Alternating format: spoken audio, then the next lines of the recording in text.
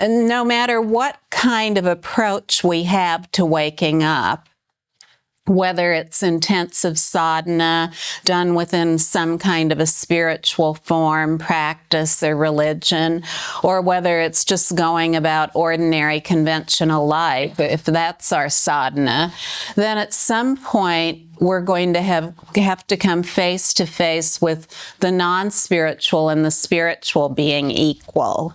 They're equal. They're totally indivisible. There's nothing about conventional life that isn't spiritual, and nothing about spiritual life that isn't conventional.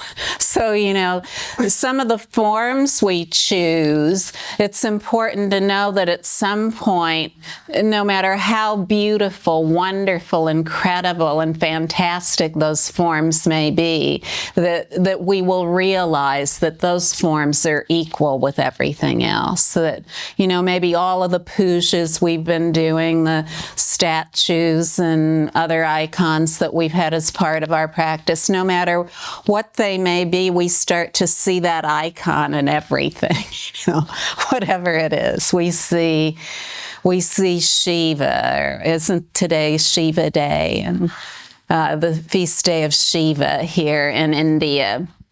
Or we see Kali, or we see Tara, or we see whatever it may be. We see Christ. Christ is all of a sudden everywhere. No matter where we're looking, all points of view, more and more of them seem to be Christ, or whatever our deity may be that we've focused on in our practice. And maybe we haven't focused on a deity, or none of that's been part of our lives, and we've just been going about our business in Western culture or in India, having the life of a householder or an ordinary person doing this or that. It really matters not. No matter what our form has been, natural rest is the only way we're going to come to a definitive conclusion about the reality of what we are. Because all those forms, no matter what they may be, are the essence of awareness and nothing else.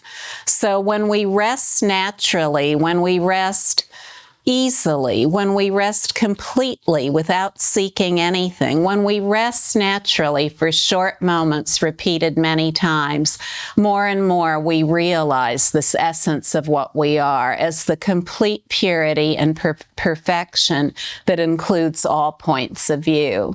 So essentially, there's nothing that need be done. There's nothing at all that need be done. What there is to do has already been done. We already are who we are. We already are who we are. And the more we get involved in doing, oh, I've got to do something to find out who I am. Got to do something. Got to do this thing or that thing.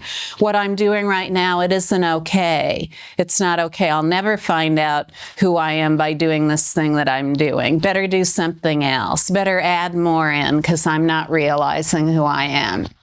When we add more in, there's just more of this tornado, more of this swirl of points of view all over the place. And we're one of the points of view in that tornado. We're just whipped around. We don't know which way to go. Even sometimes if we develop great calm and tranquility in our practice or in our ordinary life without a practice, maybe we don't have a practice, we just feel more calm and tranquility, and it just feels so good. Well, that's really wonderful, and that's great too, but calm and tranquility, these are also points of view. Stillness, quiet, all of these things, they're all points of view. We may feel more settled, but at some point, we're going to need to begin to include more. You know, the noise, that's awakened awareness too. That's the emanation of sublime speech. All sounds, no matter what they are, of all kinds, are the emanation of sublime speech and nothing else. Everything that is seen, no matter what it is, all sights of all kinds are the emanation of sublime awareness and nothing else. Everything we touch, no matter what it is, it's the touch of sublime awareness and nothing else. Everything we smell, foul or wonderful. The most expensive perfume in the world, I wouldn't want to smell that, but maybe a flower. I enjoy smelling flowers like these flowers right here. or maybe walking down the street and there's some cow dung. It's all the emanation of sublime awareness and nothing else. So the whole world of opposites, it collapses. It collapses as the basic space of awareness. All of these perceptions, no matter what they are pure space and nothing else. We can't figure any of that out. We can't arrive at it through intellectual speculation or representational thought, no matter how sublime our representational thought or intellectual speculation may be. At some point, that too resolves in basic space. There's just nothing to be said or done. There's only this great reality of equalness and nothing else. True non-duality, entirely beneficial in nature, all-inclusive, the single blissful expanse of equalness. The more of these points of view that are integrated, that resolve in the basic space of our own awareness, the more relaxed we feel. So relaxation is how we come to directly experience everything as awakened awareness. And we actually feel that. It's a relaxation, a complete ease in our bodies. We can look in the mirror and see it. We can see it in our faces, that we can say, oh, gee, I look 10 years younger than I did when I first heard about this. This is such a relief to know that everything really is equal. Even though we may have been focusing on non-duality, maybe there have been some subtle things that we thought really weren't non-dual. They really weren't the expanse of equalness. They weren't the sublime expanse of evenness.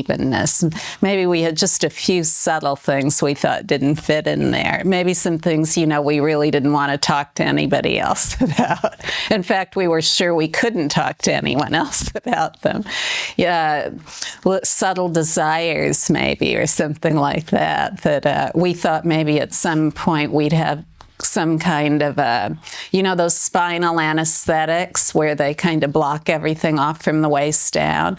We thought maybe our practice would lead to that. Maybe we wouldn't even have any stirrings of subtle desire anymore. Well, if oh, I'm not saying that anyone ever really thought that, but maybe. And sometimes these are things that are actively spoken about, but you know what? I've never met anyone who's been able to turn them off. Not really. Once they get down to really telling me all their secrets, I find, there's that little subtle stirring and desire in there somewhere. Well, look at us. We're filled with vitality. There's something stirring in there all the time. It's all good, too. It's wholly positive basic space and nothing else. So when it comes to these things that we think, well, maybe, they really aren't part of this wonderful expanse of aware basic space that I am, or, maybe we've heard these ideas from other people. Then when those come up, it's very important that we have someone we can talk to those about, because they can help us understand and affirm for us that they are wholly positive basic space and nothing else. They're not some kind of non-spiritual demon jumping up that's trying to expunge our awareness, erase it, or get in the way of it. It's awareness saying, hey, here I am in this form too. Here I am in this form too. Take a look at me here. Well, anything we're trying to keep out of awareness, keep out of being spiritual. Oh, this thing isn't spiritual. It's too gooey, messy, fun, or whatever it is. Anything we're trying to keep out, at some point we're going to have to face. So if we think our anger isn't the sublime expanse of awareness, if we think that our sadness isn't, or our depression, or all these different things that all human beings have, our sexual desire, our desire to have money to take care of ourselves, foods we like to eat, maybe we have a very refined diet of vegetarianism, and then once in a while, when no one's looking, we'll go eat a hamburger or something like that. And we've always wondered about that hamburger. Does it really